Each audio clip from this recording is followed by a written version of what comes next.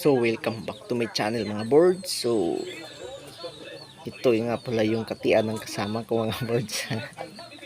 Ibang klase din to yung katian niya mga birds. So yan mga birds. Grabe ang talas ng kuko mga birds. At sa gabi lang to niya hinahunting mga birds. So yan nga pala mga birds. Yan nga pala ay isang milo dito sa amin o isang musang. So ayan mga birds, inakay ng musang mga birds, milo kung tawagin dito sa amin.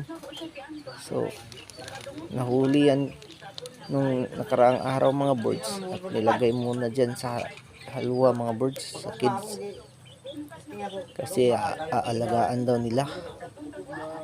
Ang nanay niyan mga birds nahuli. So yan lang ang binuhay nila. Yan lang mga birds. Yun lang sa ating video ngayon. Salamat.